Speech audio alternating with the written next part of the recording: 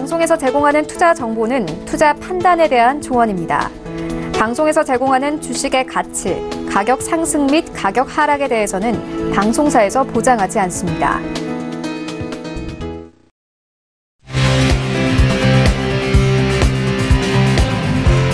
슈퍼스탁 발굴 프로젝트 글로벌 슈퍼스탁의 김민아입니다.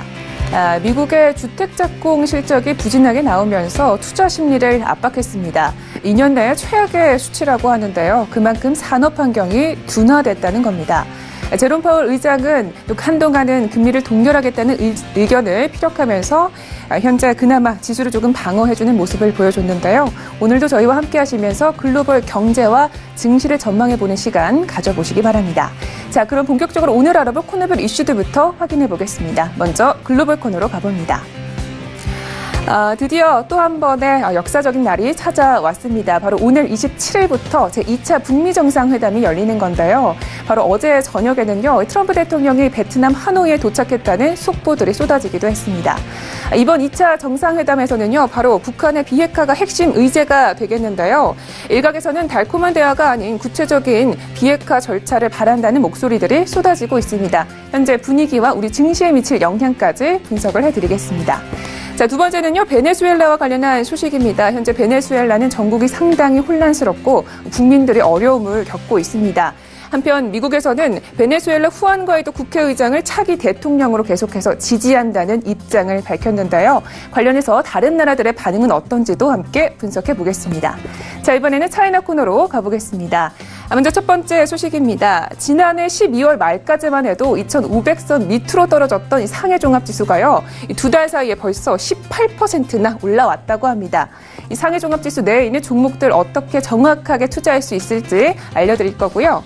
두 번째 소식은요, 5G 스마트폰들이 잇따라 공개가 되면서 시판 준비에 빠르게 준비를 하고 있다는 소식입니다. 바로 GTE와 하이 그리고 샤오미까지 모두 동참을 했다고 하는데요. 관련 소식 잠시 후에 알려드리겠습니다. 자, 마지막으로 코인 코너로 가보도록 하겠습니다. 티제로 토큰의 공동구매가요, 상당히 인기가 있다고 합니다. 하지만 이 티제로 토큰과 관련해서 주의사항들이 알려진 바가 없어서 우리 투자자분들이 상당히 위험성도 있다고 하는데요. 관련 소식에 대해서 전문가님과 함께 이야기를 나눠볼 거고요. 두 번째로는 이오스가 보안 사고로 비상을 겪고 있습니다. 이 때문에 209만 이오스가 벌써 유출이 됐다고 하는데요. 도대체 어디에 구멍이 난 것이고 해커는 붙잡혔는지 사건 전말에 대해 소개를 해드릴 테니까요. 끝까지 함께 하시면서 매매 전략까지 챙겨가시기 바랍니다. 자, 그럼 본격적으로 글로벌 슈퍼스탁 출발합니다.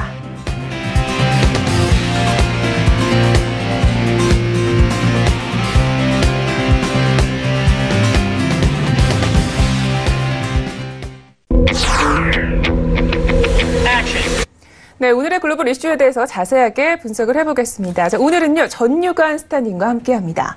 네, 스타님 안녕하세요. 네, 안녕하세요. 네, 반갑습니다. 자, 앞으로 수요일 글로벌 이슈 잘 부탁드리고요. 첫 번째 이슈부터 분석을 해보겠습니다. 지난해 6월에 싱가포르에서 1차 북미 정상회담 이후 8개월 만에 또 2차 북미 정상회담이 열리게 됐습니다. 이 양일간 열리게 되는데요. 앞서서 1차 회담에서는 어떤 합의문들이 나왔었는지 좀 잠시 간략하게 살펴볼게요. 네, 싱가포르의 1차 북미 정상회담 합의문의 핵심 내용은 트럼프 대통령은 북한의 체제 안전 보장을 약속했고요. 김정은 국무위원장은 한반도에서 완전한 비핵화를 약속하였습니다. 즉 한반도의 비핵화를 통해서 완전한 평화 구축에 대해서 북미 정상이 공식적으로 합의를 하였습니다. 북한이 미국의 북미 정상회담 의제로 요청했던 한반도 평화협정 체결은 남북 간의 2018년 체결된 4.27 판문점 선언의 구체적 실행을 추진한다는 내용으로 함축되었습니다. 4.27 판문점 선언 내용을 간략하게 말씀드리면 군사적 긴장 상태 완화 및 전쟁 위험의 평화협정 전환, 한반도의 그 완전한 비핵화를 위하여 남북이 공동 노력한다, 이러한 내용이었습니다. 네. 그렇다면 싱가포르 정상회담 이후에 북한이 정확하게 어떤 의미 있는 조치들을 한 것이 있을까요? 네. 북한은 그 한국전에 참전하여 전사한 미군유해 수십 구를 송환했고요. 동창리 미사일 발사기지 일부를 해체했고요. 그다음에 이제 그 싱가포르 회담 전에는 풍계리의 핵실험장을 폐쇄하기도 하였습니다. 이후에 북한은 그리고 이제 그 어떠한 미사일 발사 실험도 하지 않았습니다. 그래서 지난 1월을 그 트럼프 대통령은 트위터를 통해 가지고 더 이상 미사일 그 실험도 없었고 북미 관계가 이처럼 좋은 적은 없었다라고 이렇게 표현하기도 했습니다. 알겠습니다. 이번 베트남 하노이의 정상회담에서는요, 핵심 의제가 바로 북한의 비핵화입니다. 이와 관련해서 워싱턴 정가 그리고 또 핵 전문가들이 바라보는 시각에 대해서 살펴볼까요? 네. 2차 북미 정상회담을 앞두고 각계에서는 미국이 북한으로부터 핵미사일 실험 중단 공식화 등을 구체적인 약속을 끌어내야 한다는 이러한 주문이 쏟아졌습니다. 25일 미국 자유아시아 방송은 세계적인 핵물리학자인 해크 교수가 지거프리드 해크 교수가 기자들과의 전화 설명회를 통해서 북한의 핵실험과 장거리 미사일 시험 발사 중단은 매우 중요하다면서 이번 정상회담에서 북한이 핵미사일 실험 중단에 공식적으로 동의하도록 해야 한다고 강조했다고 전했습니다. 해크 교수는 지난 2004년부터 북한을 7차례 방문해서 영변 핵시설 등을 직접 목격한 해크 교수는 미국 정부에 수시로 북핵 관련 조언을 해주는 북핵 전문가입니다.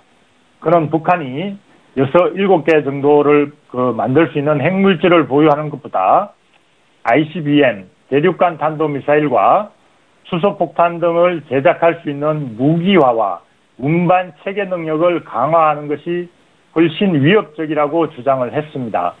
이 교수는 이어서 북한의 핵미사일 실험 중단이 공식화된 뒤에 영변 핵시설과 핵물질 폐기가 단계적으로 이루어져야 한다며 북한의 비핵화 과정에 약 10년이 소요될 것으로 전망을 했습니다. 미국 하원 외교위원장인 엘리엇 엥겔 민주당 의원은 이날 워싱턴 DC에서 개최한 2차 북미 정상회담 토론회에 참석해가지고 우리는 모두 북미 정상회담의 성공을 원한다고 하면서도 북한이 경제 제재 해제를 원한다면 모든 단계에서 엄격한 조사와 검증을 받아야 한다고 강조하기도 했습니다. 조지 부시 전 행정부에서 미 무역대표부 대표와 국무부 부장관을 지낸 로버트 졸릭 전 세계은행 총재도 이날 월스트리트 저널을 통해서 더는 일반적이고 달콤한 대화는 안 된다. 북한 지도자를 구체적인 약속으로 붙잡아야 할 때라고 강조하기도 했습니다. 졸릭 전 총재는 북한은 핵시설 해체 시작과 신고, 대량 살상 무기 시험과 확산 중단 등을 조처해야 한다며 북한은 비핵화 진전과 함께 NPT, 즉 핵 확산 금지 조약에 복귀하고 국제 원자력 기구의 사찰단을 수용해야 한다고 주장하기도 했습니다. 네, 알겠습니다. 지난번 1차 회담과는 달리 이번 정상회담에서는요, 김정은 북한 국무위원장이 열차를 타고 중국을 이동해서 또 베트남 하노이에 도착을 했다고 합니다. 향후의 일정에 대해서 조금 소식을 들어볼까요? 네. 싱가포르는 평양에서 약 한 5,000km 정도 됩니다. 예, 베트남은 3,000km인데 싱가포르가 훨씬 멀죠. 근데 싱가포르 회담 때는 북한은 중국 항공기를 임차했습니다. 이번에는 싱가포르보다 짧은 거리라 위원장 전용기로도 운항이 가능할 것으로 예상했습니다.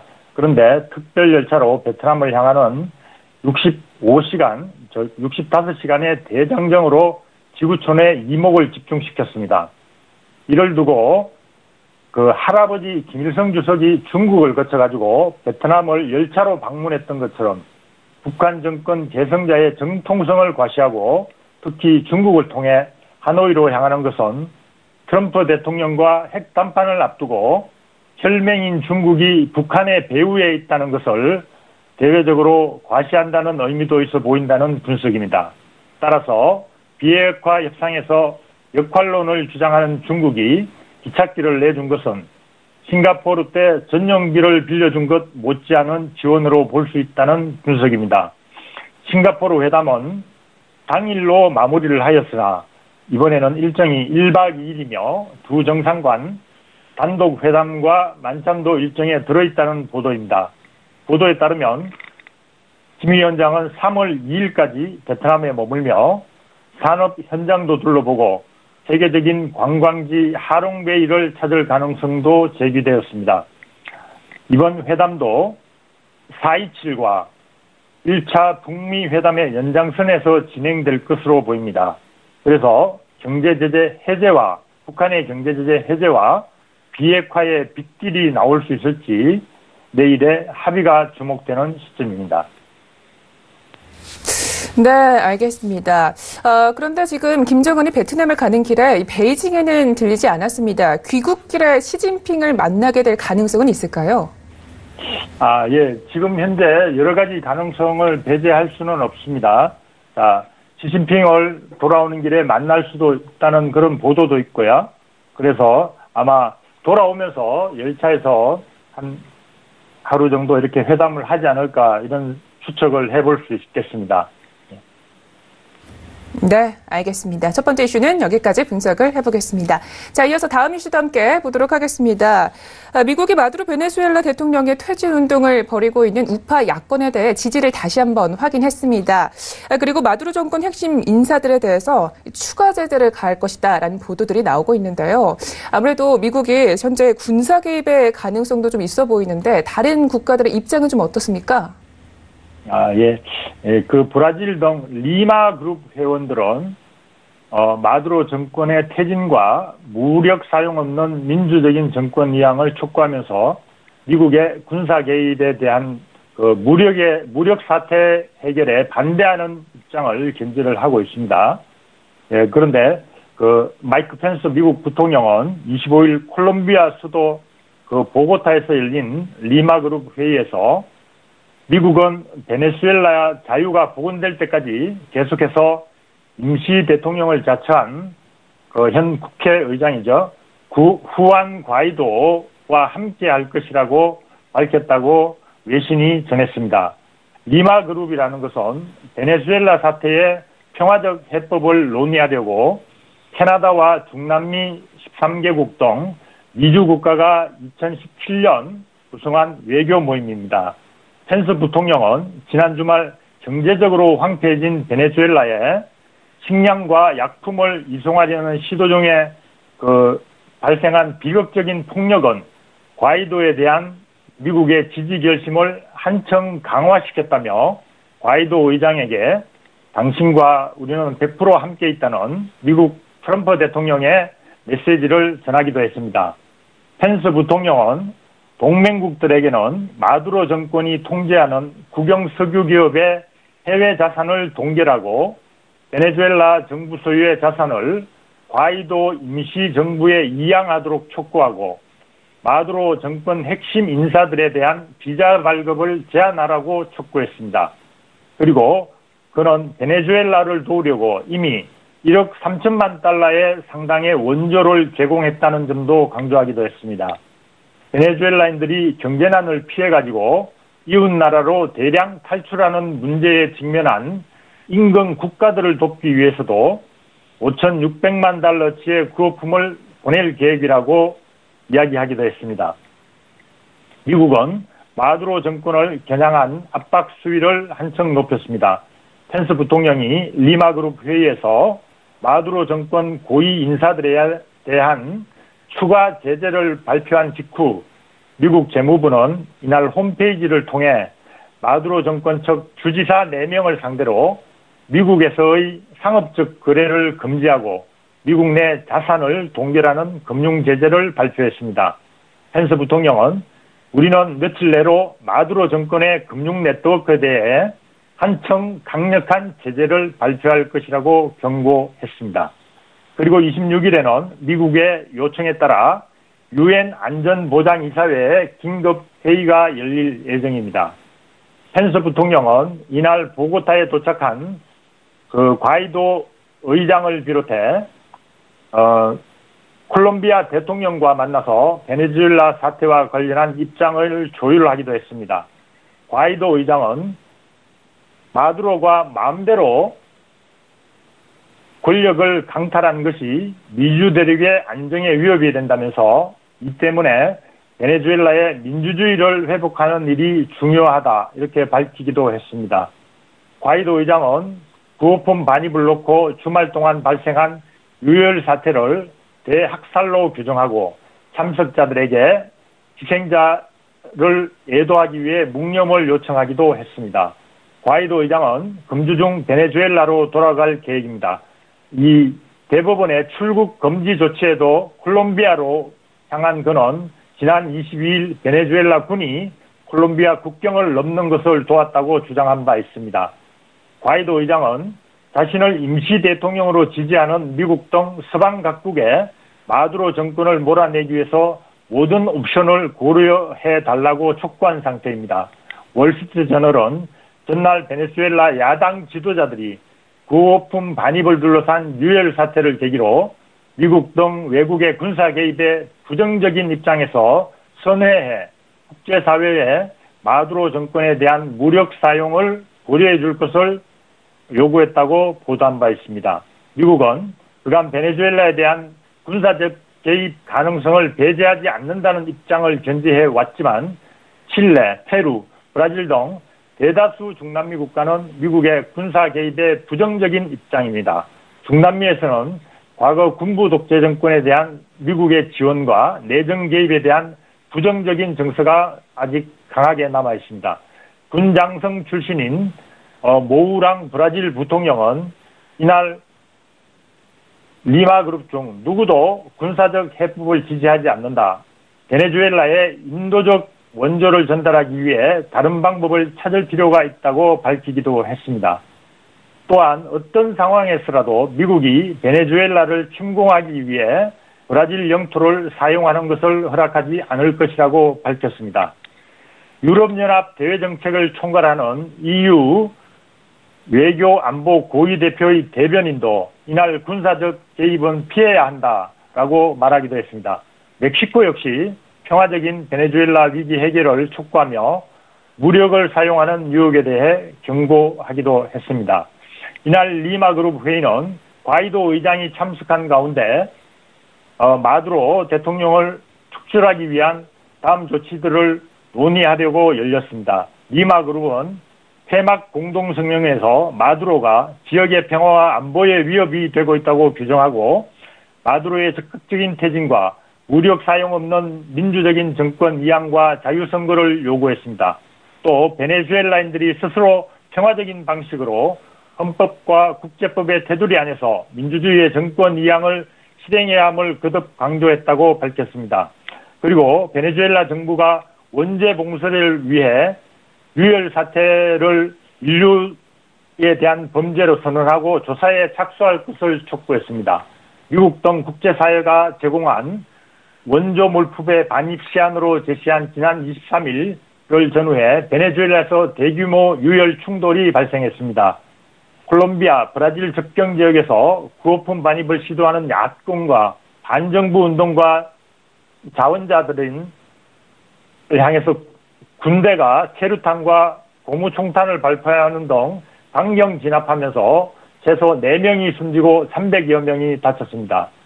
세계 최대 원유 매장량을 보유한 베네수엘라에서는 과이도 의장이 유력 후보들이 가택 응금과 수감 등에서 선거에 나설 수 없는 상황에서 치러진 작년 대선은 무효라고 주장하면서 지난달 23일 대규모 반정부 시위 현장에서 자신을 임시 대통령으로 선언한 뒤 정치적 혼란이 계속되고 있습니다.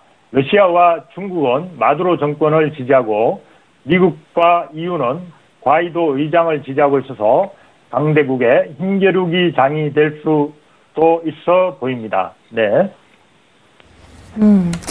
알겠습니다. 대다수의 국가에서는요, 이 미국의 군사적 개입에 대해서는 비판적인 시각을 발표했습니다.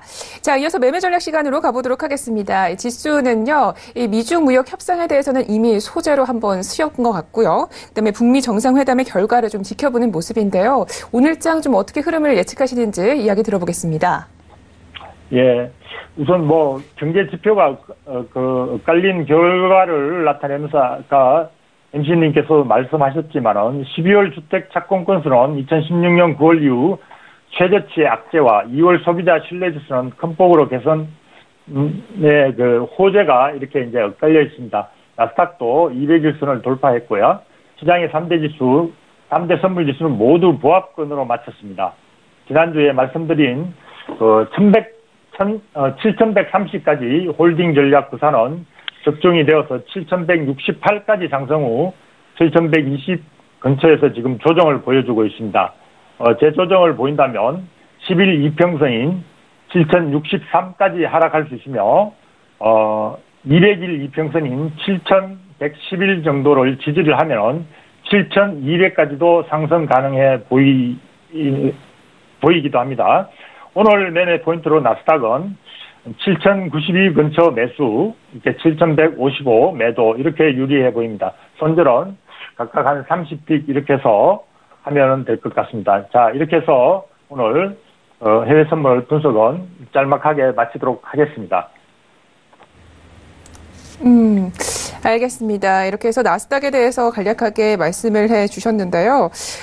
그러면 저희 매매 전략은 여기까지 이야기를 들어보도록 하겠습니다. 네, 스타님 오늘도 말씀 고맙습니다. 네, 감사합니다.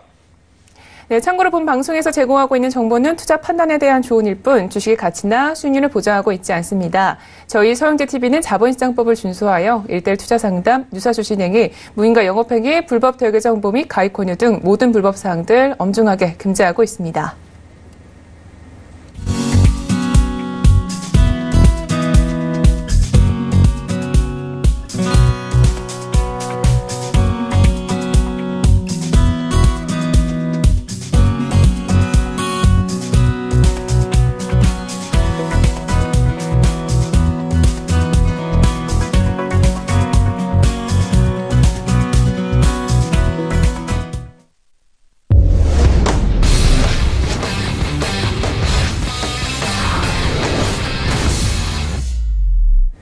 네, 차이나 코너 시작하겠습니다. 자, 오늘은요, 김영철 스타님과 함께합니다. 네, 스타님 안녕하세요.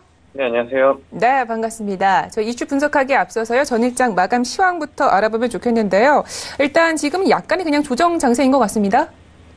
일단은 뭐 소폭 하락 차익실은 살짝 나왔다라고 보시면 좋을 것 같고요. 그 전에 이제 뭐 워낙 중국 증시가 상당히 좀 강하게 움직이다 보니까 어제 같은 경우에는 뭐 상해랑 선전정분 같은 경우가 0.5%, 0.69%, 0.67% 그리고 0.5% 이제 하락을 하면서 마감을 했고요. 그 다음에 창업한 같은 경우에도 0.69% 이제 하락을 해서 마감을 했다라고 보시면 좋을 것 같습니다.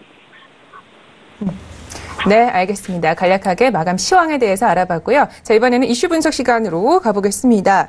최근에 중국 증시의 투자금 유입이 상당히 활발하다고요? 일단은 뭐 지금 중국 증시가 상당히 좀 강세를 보여주면서 연초 이후에 움직임이 상당히 좀 활발하게 나타나고 있는 그런 상황이고, 그러다 보니까 시장에서는 뭐 불마켓 이야기들도 상당히 좀 많이 나오면서 거래 대금 자체가 좀 증가되고 있는 그런 상황인 것 같습니다. 어제장은 좀 쉬어가는 그런 모습들을 좀 보여줬지만 25일 같은 경우에 중국 증시 마감 이후에 중국 최대 검색 엔진 바이두 같은 경우에는 실시간 검색어 1위가 중국 증시 거래대금 1조 원 돌파 이렇게 이야기들이 좀 나오고 있는 그런 상황이면서 불마켓이라는 한자로 하면은 우시, 그러니까 황소가 이제 불마켓이고, 그다음에 곰이 베어마켓 이렇게 이야기들을 하고 있는데, 한자로 정확히 그냥 우시 이렇게 이제 검색되는 불마켓이다라는 부분들이 2015년 이후에 최고치를 기록할 만큼 시장에서는 관심도가 상당히 좀 높게 나타났다라고 보시면 되겠습니다. 알겠습니다. 그렇다면 이런 사실을 좀 봤을 때 중국 증시가 불마켓에 진입했다라는 신호로 저희가 읽어봐도 괜찮을까요? 일단은 상해지수 같은 경우에는 올해 들어서 25일까지 두 달도 되지 않았죠. 이제 이번 달이 끝나면은 내일까지 거래가 되면 이제 두 달이 되는 부분들인데, 한 18.7% 정도, 한 18% 가까이 이제 상승을 한 그런 부분들입니다. 그래서 연초에는 2,500선에도 못 미쳤던 그런 지수였는데, 현재 3,000선까지 이제 넘보고 있는 그런 상황이다 보니까, 선전 성분이랑 창업한 지수 같은 경우에도 26%, 24%, 상승하면서 저점 대비 한 20% 이상 상승하는 그런 모습들을 좀 보여주고 있고요. 이거 역시 이제 저점 대비 한 20% 이상 상승하면은 불마켓이라고 시장에서 보는 만큼, 중국 증시가 일단은 강세장에 들어갔다라고 시장에서는 좀 판단을 하고 있다라고 보시면 되겠습니다. 네, 상당히 빠른 기간 내에 이렇게 회복을 모두 한 것 같은데요. 그렇다면 현재 중국 증시 거래량은 어느 정도를 기록하고 있을까요? 일단 거래량이 이제 뒷받침되면서 올라와야 되는 그런 부분들이 있는데, 상해랑 선전 증시 같은 경우 거래 대금이 한 1조 위안을 이제 넘어가는 모습들을 좀 보여줬고, 이게 이제 중국 증시가 마지막 강세장을 보였었던 2015년, 앞서도 이제 2015년 이후에 그 불마켓이다라는 검색어가 이제 상위에 올라가는 그런 모습들을 좀 보여줬는데, 이번에도 지금 그 이후로 한 3년 3개월 만에 최대치를 기록을 했다라고 보시면 되겠고요. 심지어 이제 하루 거래 대금이 100억 위안이 넘는 종목이 한 3개, 그러니까 중국 평안은행, 그리고 이제 중국증권, 그리고 징동팡 같은 경우가 100억 위안이 넘는 거래 대금을 기록하기도 했다라고 이제 좀 보시면 되겠고요. 그 다음에 이제 증시 개인 투자자 수가 지금 원래는 한 1억 8천 명 정도가 되는데, 이 중에 이제 2월 11일에서 15일, 그러니까 2월 달에만 2월 중순에만 이제 유입된 투자자만 한 20만 명 정도가 되는 그런 부분들이다 보니까 전주에 한 18만 9천 명보다는 큰 폭으로 증가가 되는 그런 부분들이다라고 보시면 되겠습니다. 네, 거래 대금이 3년 만에 최대치라면 정말 대단한 것 같은데요. 그런데 중국 증시 내 신규 계좌 개설 건수도 현재 증가하고 있다고 합니다. 현재 어느 정도인가요? 네, 아무래도 이제 개인 투자 수가 증가하다 보니까 신규 유입된 투자자들, 그리고 그 신규 유입된 투자자들이 당연히 이제 계좌를 신규로 개설을 해서 거래를 하겠죠. 그래서 신규 계좌 개설 수가 이제 늘어나는 그런 부분들인데, 중국 인허증권 같은 경우에 하루 계좌 개설 평균이 1만 개. 저도 증권사에 있었지만 1만 개를 하루에 개설을 한다라는 건 사실 정말 중국이 아니면은 쉽지 않은 그런 부분들이고, 이게 이제 추절 연휴 전보다 한 4배 가까이 증가된 그런 부분들이다라고 보시면 좋을 것 같고요. 그 다음에 요즘에 국내에서도 MTS라고 해서 모바일 트레이딩 쪽을 증권사에서 상당히 좀 많이 밀고 있는 그런 상황인데, 중국도 마찬가지입니다. 중국은 오히려 더 모바일 쪽에 강점을 가지고 있는 위챗이나 페이, 알로페이 이런 부분들을 본다라고 하면은 모바일 쪽이 훨씬 더 이제 강점을 가지고 있는데, 이 모바일 쪽 앱 접속자 수도 이제 상당히 좀 급격하게 이제 증가되는 그런 부분들이고, 중국 중심 건설 증권 같은 경우에도 앱 접속자 수가 연초보다 한 4배 정도 늘었다라고 이제 좀 나오고 있는 그런 상황이다라고 보시면 되겠습니다. 네, 알겠습니다. 자, 이렇게 해서 첫 번째 이슈는 여기까지 정리를 해보겠습니다. 자, 다음 이슈도 함께 보겠습니다. 지난 25일에요. ZTE가 5G 스마트폰 시판과 관련한 발표를 했습니다. 올해부터 중국과 유럽에다 또 판매를 시작할 것이다 라고 하는데, 자세한 소식에 대해서 들어볼게요. 네, 일단은 ZTE가 그 모바일 월드 콩그레스 2019 개막 행사 기자회견에서 신규 이제 5G 스마트폰 앞손 10 프로를 이제 선보였고, 중국 5G 이제 스마트폰 대열에 이제 합류했다라고 이제 좀 밝힌 그런 부분들이다라고 이제 좀 보시면 좋을 것 같고요. 지금 화웨이뿐만 아니라 샤오미나 그 외에 지금 기업들, 중국 이제 대표 통신 기업들이 5G 스마트폰을 이제 공개를 하면서 확실히 중국도 이제 5G 쪽으로 넘어가는 그러한 모습들을 좀 보여주고 있다라고 보시면 되겠습니다. 알겠습니다. 자, 그런가 하면 현재 화웨이 같은 경우에는요, 폴더블 폰을 또 공개를 하면서 화제를 낳기도 했었는데요. 중국 내 좀 반응은 어떤가요? 일단은 중국 내에서는 자체적으로 뭐 좋다라고 평가를 당연히 하겠죠. 아무래도 이제 뭐 중국 공산당이고 중국의 그 기술을 널리 이제 알릴 수 있는 그런 부분들이기 때문에. 근데 상대적으로 인폴딩 방식이랑 아웃폴딩 방식이 있는데 삼성전자는 좀 더 어려운 인폴딩 방식으로 이제 주름 없이 이제 하는데, 화웨이 같은 경우에는 사실 뭐 말만 플렉서블이지 삼성전자랑 확실히 좀 비교되는 그런 모습들을 좀 보여줬거든요. 그래서 중국 자체내에서 분위기는 좋긴 하지만 실질적으로 사용자 측면에서 본다라고 하면은 갤럭시 그 폴드를 따라가기에는 조금 어렵다라고 이제 좀 보시면 좋을 것 같습니다. 알겠습니다. 일단 폴더블 폰을 공개를 하면서 화제를 또 낳고 있는데, 그렇다면 우리 삼성전자가 공개한 폴더블 폰에 좀 위협이 되진 않을까요? 어떻게 보십니까? 일단 그 공개된 동영상이나 이런 부분들을 보시면 아시겠지만, 사실 화웨이 쪽은 폴딩 방식의 가격도 더 비싼 그런 상황이고요. 삼성전자가 기술력이 더 위에 있음에도 불구하고 가격을 낮춰놓은 그런 상황이기 때문에 당연히 삼성전자 폰이 훨씬 더 시장 침투력이 좋더라고 보면 맞을 것 같다는 판단입니다. 네, 알겠습니다. 자, 이렇게 해서 이슈 두 가지는 여기까지 분석을 들어보겠습니다. 자, 이번에는 기업 분석 시간으로 가보도록 하겠습니다. 오늘 장에는요, 약보합으로 출발하고 있습니다. 상해 종합지수는 0.05% 하락 출발했다라고 하는데요. 지난번에 주신 BOE 같은 경우는 상당히 큰 폭으로 상승을 했습니다. 오늘 장 어떤 종목을 보면 좋을까요?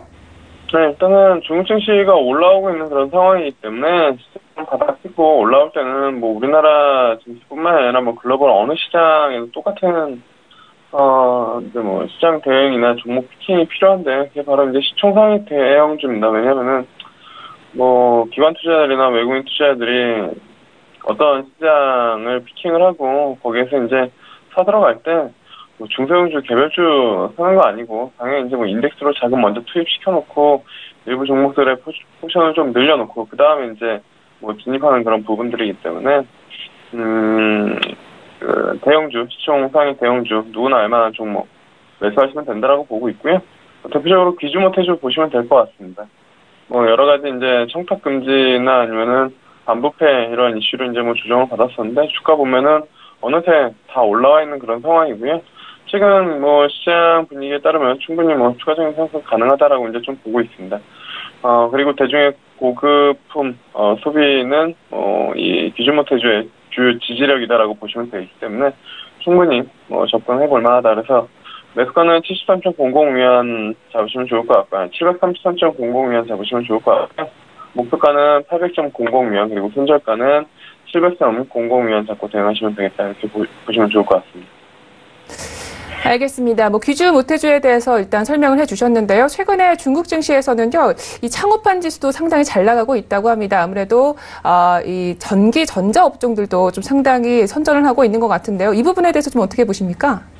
일단 시장이 전체적으로 좋은 그런 부분들이기 때문에 지금 우리나라에서도 거래소 좋으면서 그 다음에 이제 코스닥 움직임 좋기 때문에 창업한 지수도 긍정적으로 보시면 좋을 것 같고요. 그다음에 IT 업종들 같은 경우에는 삼성전자 쪽 흐름이 끊기기 전까지는 지속적으로 긍정적인 시각 유지하고 대응하는 게 맞지 않을까, 이렇게 좀 보고 있습니다. 네, 알겠습니다. 마지막으로 27일부터 28일 이제 북미 정상회담이 열리고 있는데요. 이 이슈가 우리 중국 증시에도 좀 영향을 미치게 될까요? 북미 정상회담에 중국 증시에는 큰 영향은 없을 것 같습니다. 중국 같은 경우에는 북미 정상회담보다는 미중 무역 전쟁에 조금 더 시장 민감도가 더 크기 때문에 그 부분들을 좀 더 보시면 되겠다, 이렇게 보고 있습니다. 알겠습니다. 자, 이렇게 해서 차이나 이슈는 여기까지 이야기를 듣도록 하겠습니다. 네, 스타님 오늘도 말씀 고맙습니다. 네, 감사합니다.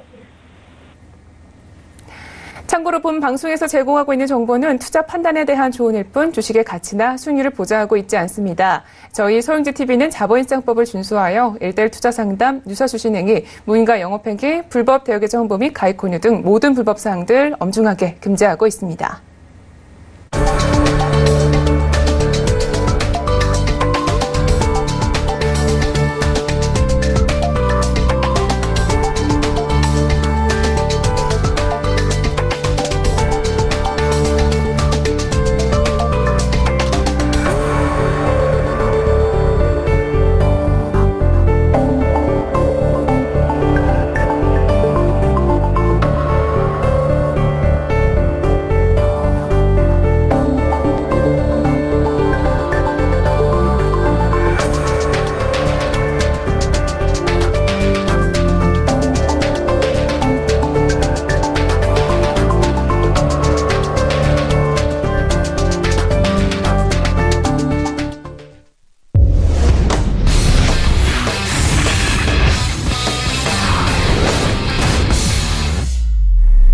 네, 코인 코너 시작하도록 하겠습니다. 저 이슈 분석하기에 앞서서요. 먼저 시세 동향부터 확인하겠습니다.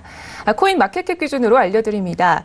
24일에요. 급등한 이후에 비트코인은 차익 매물 출회에 따라서 오늘은 좀 조정 장세를 겪고 있습니다. 1위부터 10위에 있는 코인들 모두 조정 장세 겪고 있는데요. 현재 1위에 있는 비트코인은요. 1%가량 하락하면서 3,838달러 부근에서 거래가 되고 있습니다. 거래량은요. 77억 달러 정도로 추산되고 있습니다. 현재 가장 크게 흘러내리는 코인은요. 2위에 있는 리플 그리고 4위에 있는 이오스를 짚을 수가 있겠습니다. 리플은요. 4%대 하락하면서 0.3달러, 이오스는 4%대 하락하면서 3달러 부근에서 거래가 되고 있습니다. 한편 오늘장에 좀 주목을 해보면 좋을 코인은요. 11위에 있는 비트코인 사토시 비전입니다.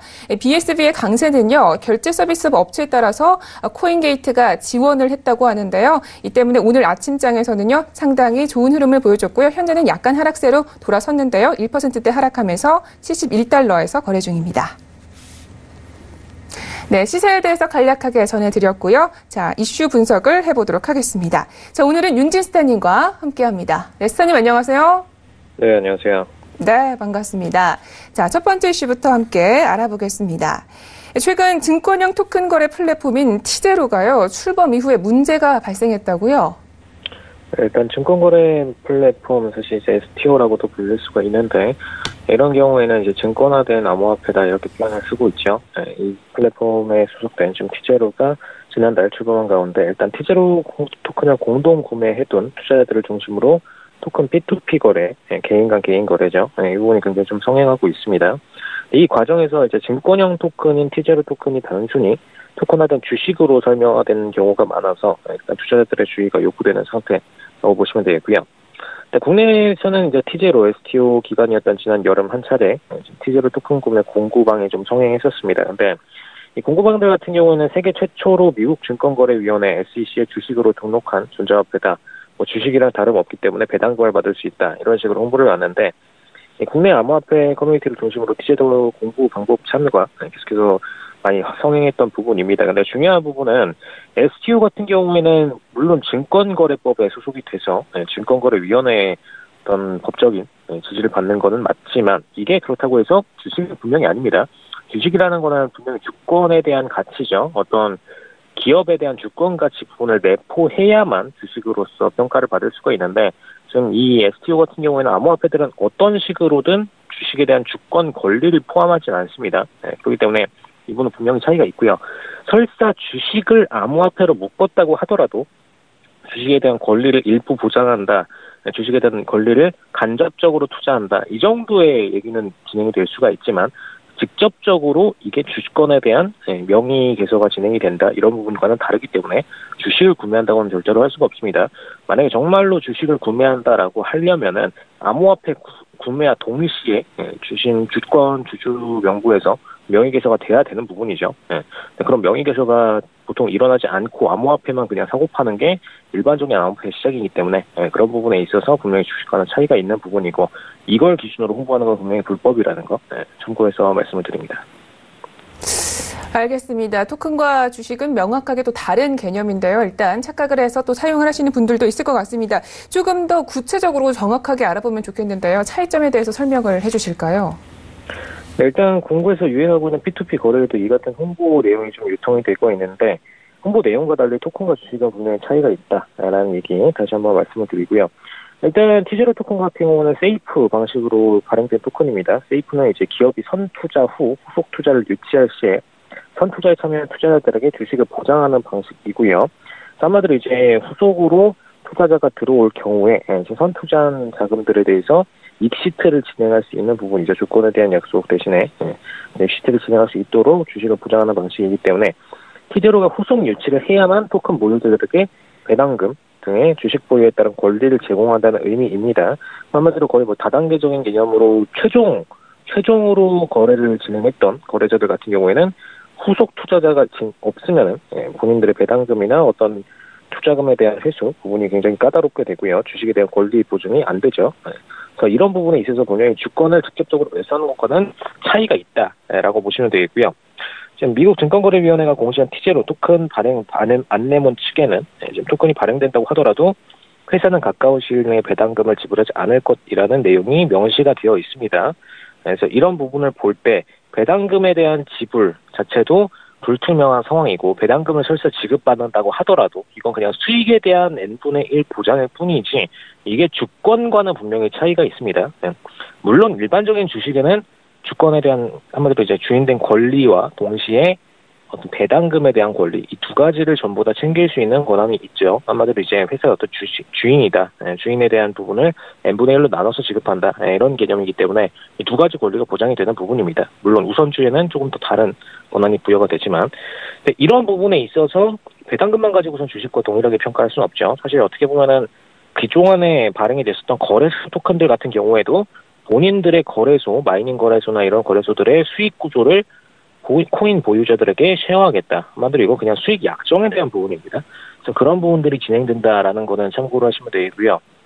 다만 주식은 아예 이 회사에 대한 경영권을 참여할 수 있거나 혹은 아예 우선주로서 배당에 대한 우선권을 갖거나 둘 중 하나가 돼야 되는데 전혀 그런 부분은 아니라는 거. 그래서 그런 부분을 볼 때는 분명히 주식과는 차이가 있는 만큼 주식이라는 단어를 쓰는 것 자체가 말이 안 된다. 이렇게 보시면 되고요. 그리고 지금 티제로 토큰 같은 경우에는 연방증권법상 보호를 받는 법적 증권이 아니기 때문에 의결권 보장이 안 됩니다. 그렇죠? 아까 말씀드린 대로 경영권 보장이 안 된다라는 거. 그래서 토큰 보유자들 같은 경우에는 의결권을 가질 수 없고, 즉 회사 측의 결정에 영향을 미치기 어려울 거기 때문에 추후에 만약에 본인들의 독단적인 결정으로 거래소 토큰이라든가 모든 형태가 변화될 경우에 이런 부분에 대한 제재를 걸 수 있는 권한이 없다라는 거. 그래서 투자에 대한 정보를 얻기도 굉장히 어려운 만큼 어떤 회사가 결정을 내릴 때 그럼 이 정보를 받고선 먼저 팔아야겠다. 내부 경영자들은 그런 판단들을 진행할 수가 있죠. 근데 이 토큰 보유자들은 그런 부분이 불가능하다는 거, 정보 공유가 안 됩니다. 그래서 이 부분들 모두 다 종합을 해볼 때 그냥 배당금만 추가적으로 배당이 되는 형태로 이루어질 뿐이지 어떤 주식과는 전혀 갭이 크다. 이렇게 보시면 되겠습니다. 알겠습니다. 주식과 달리 토큰 같은 경우에는요, 배당금 지불도 없고 주주의 권리도 없다라는 말씀까지 들어봤습니다. 자, 그런데 이런 토큰을 거래하는데요, 거래 조건이 또 있다고 합니다. 이건 또 무슨 이야기인가요? 네, 제로 토큰 P2P 거래 같은 경우는 공고 참여자를 비롯한 다수의 티제로 토큰 보유자들이 티제로 플랫폼에서 토큰 거래를 할 수 없게 되면서 시작을 했습니다. 이제 해당 플랫폼에서 거래가 안 되니까 개인들끼리 거래를 스타트를 한 거죠. 그래서 이런 구조로 보시면 되는데 플랫폼상에서 토큰 거래를 하려면 연방증권법상의 공인 투자자 자격을 갖춰야 하기 때문입니다. 일단 2년간 소득이 20만 달러, 아마도 2억 2,400만 원 이상인 고소득자인 경우만 공인 투자자 자격을 갖출 수가 있고요. 아마도 돈 있는 사람만 거래할 수 있다 이거죠. 이런 상태에서는 일반적인 투자자들은 거래가 불가능한 상태이고요. 네, 이렇게 공인 투자자에 한정된 이유 자체가 티제로가 이제 SEC 등록 면제 조항인 레귤레이션 룰 506를 통해서 토큰 발행을 했기 때문인데 해당 조항 같은 경우에는 등록 의무를 면제해주는 대신에 증권 구매자를 공인 투자자로 한정합니다. 그래서 증권 투자자들이 최소 6개월 혹은 또는 1년 동안 신고 없이 증권을 재판매할 수 없도록 하고요. 티제로가 발행한 증권 토큰에도 동일하게 적용을 했습니다. 그래서 사실 지금 STO 같은 경우는 지난해 8월 마무리됐기 때문에 증권 토큰 같은 경우 연방법에 따라서 90일간의 락업 기간을 거친 뒤에 지난달 배분이 됐죠. 그래서 굉장히 좀 딜레이가 발생을 했고 이 부분에 있어서 증권법을 만족하기 위해서 진행했다라는 거. 발행 후 1년이 지나지 않은 현재 시점에서는 토큰을 구매한 공인 투자자들이 일반 투자자들에게 토큰을 재판매를 할 수가 없습니다. 아까 말씀드린 대로 증권법상으로 6개월에서 1년 동안 신고 없이는 증권을 재판매할 수 없도록 하기 위한 이 법안 때문에 판매가 안 되는 거죠. 판매가 안 되는 거기 때문에 지금 토큰 보유자들은 일단 물량을 다 가지고 있는 상태로 털 수가 없습니다.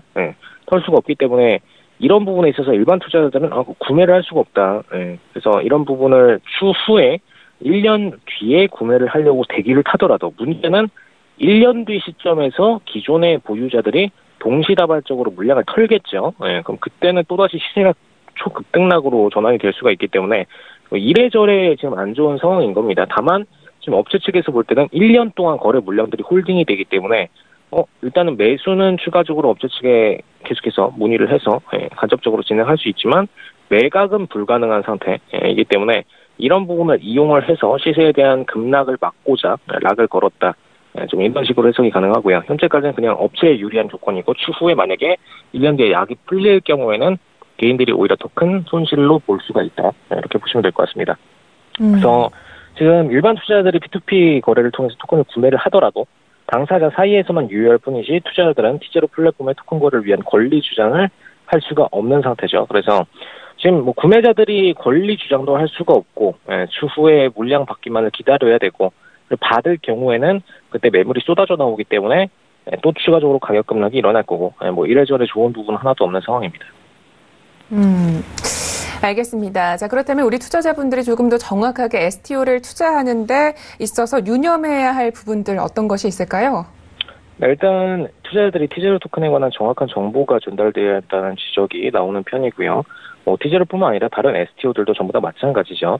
STO의 대표주자로 알려지면서 이제 P2P 거래를 통해서 늦게나마 토큰을 구매하려는 투자자들이 늘고 있기 때문인데 STO 사업에 종사하는 관계자들 같은 경우에는 시큐리티, 그다음 시큐리티 파이즈, 그다음에 오픈 파이낸스, 그리고 STO 플랫폼에 관심 있는 투자자들이 티제로 토큰 구매에 대한 루트를 찾고 있다라고 언급을 했는데 중요한 거는 지금 STO의 성질이 굉장히 중요합니다. 기존의 암호화폐들 같은 경우에는 어떤 기초자산이 굉장히 없었죠. 기초자산 기반이 없었습니다. 근데 STO의 거의 첫 주자라고 할 수 있는 거는 사실 베네수엘라의 페트로 같은 경우죠. 페트로 같은 경우에 아예 오일을 묶어버려서 기초자산으로 형성을 시켜놓고 이에 대한 토큰 발행을 진행했는데 사실 기초자산을 묶는 이유는 간단합니다. 스테이블 코인들보다 약간의 더 디플레이션을 발생시키기 위함이죠.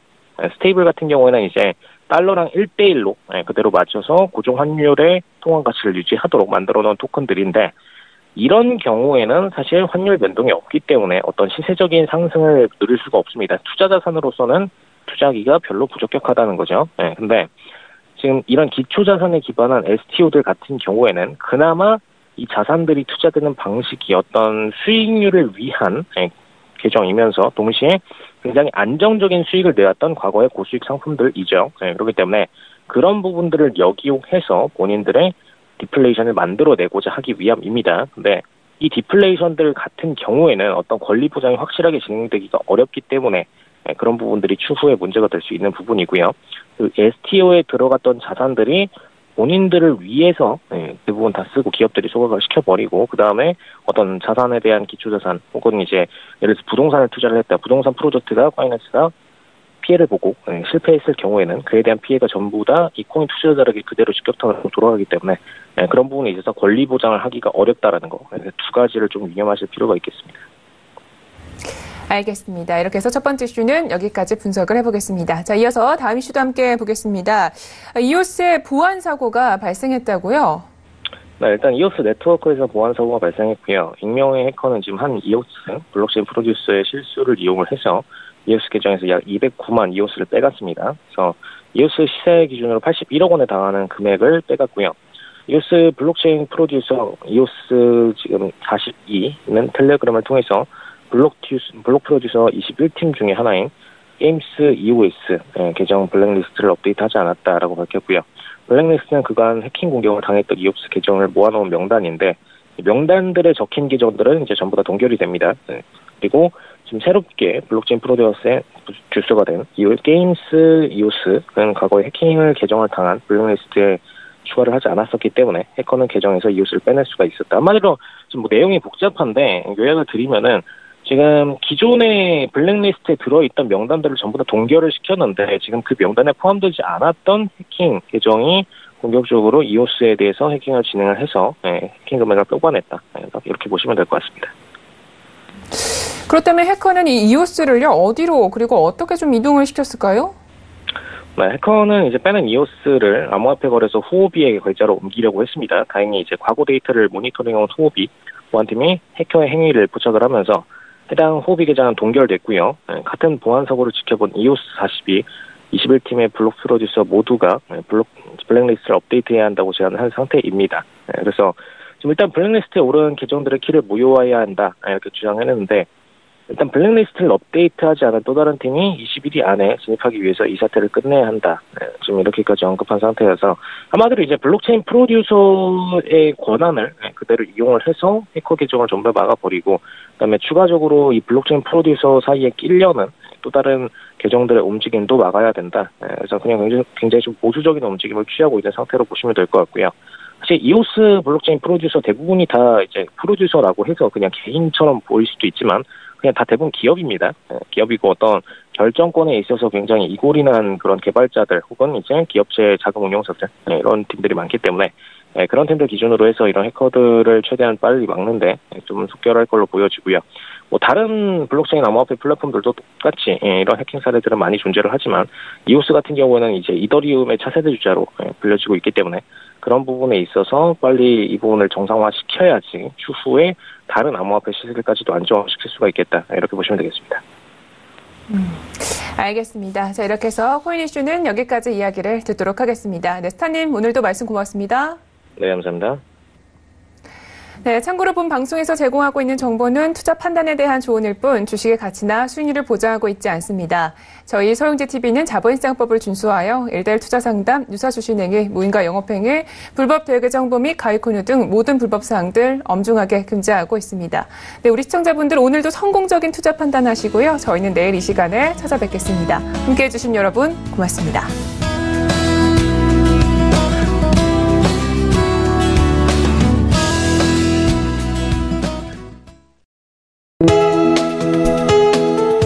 방송에서 제공하는 투자 정보는 투자 판단에 대한 조언입니다. 방송에서 제공하는 주식의 가치, 가격 상승 및 가격 하락에 대해서는 방송사에서 보장하지 않습니다.